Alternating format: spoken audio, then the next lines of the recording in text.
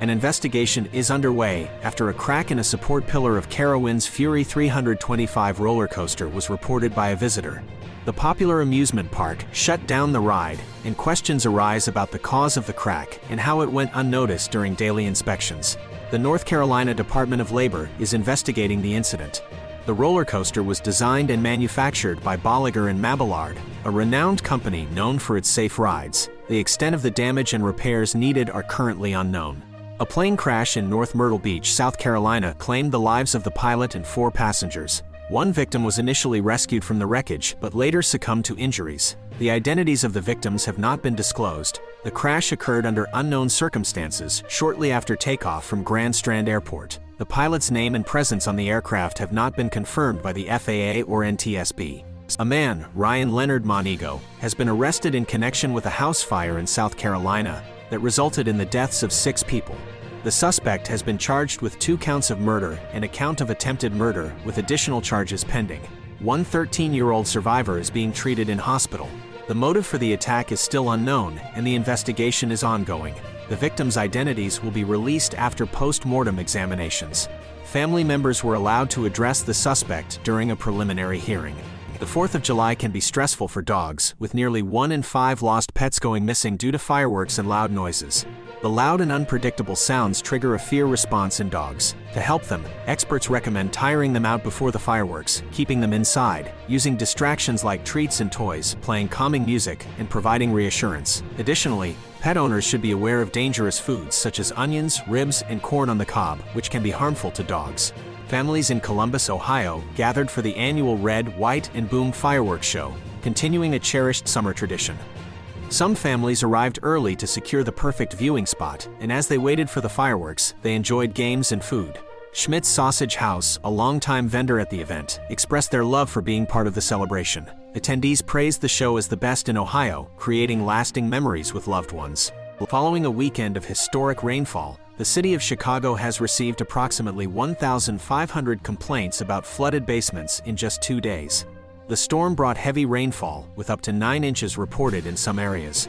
Flash flood warnings were issued across the city, and officials advised residents to avoid driving in flooded areas. The Department of Water Management deployed flood mitigation equipment, and residents were urged to conserve water to prevent further basement flooding. The city is working to address the damage and provide support to affected neighborhoods. A surge in passport applications amid increasing travel demand has overwhelmed the U.S. passport system, leading to extensive delays and frustration for applicants. Staffing shortages and a pause in online processing have contributed to a record-breaking influx of applications, with wait times of up to 13 weeks. Applicants are resorting to desperate measures, such as purchasing additional plane tickets to obtain passports from different cities. The State Department acknowledges the problem but offers no timeline for resolution. President Biden has initiated an alternative approach to cancel student loan debt after the Supreme Court rejected his original plan. The new strategy, rooted in the Higher Education Act of 1965, is undergoing a negotiated rulemaking process by the Federal Education Department. A virtual public hearing is scheduled for July 18th. The White House also introduced a repayment plan and granted borrowers a 1-year grace period. The end of the COVID-19 era loan repayment freeze is approaching, and the Biden administration aims to address the issue promptly. Legal challenges may still arise. Activist groups have filed a complaint against Harvard, urging the federal government to end legacy admissions, which they argue discriminate against minority applicants. With the recent Supreme Court ruling limiting race-conscious admissions, the complaint questions the fairness of granting preferential treatment based on family connections and donations. The pressure to eliminate legacy preferences is increasing, with calls from both liberal and conservative voices.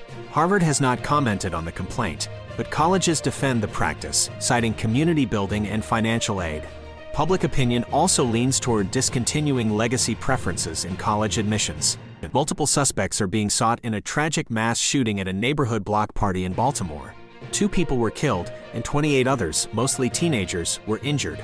Baltimore Mayor Brandon Scott vows to find those responsible, emphasizing the need to address illegal gun violence. Authorities are examining leads and surveillance footage while urging the community to come forward with information. The incident adds to the alarming number of mass shootings in the U.S. this year. The shooting highlights ongoing concerns about gun violence and access to illegal firearms. Pope Francis expresses outrage and disgust at the burning of the Quran in Sweden, emphasizing the need to respect sacred books and believers. He condemns the use of freedom of expression to harm others and advocates for interfaith dialogue.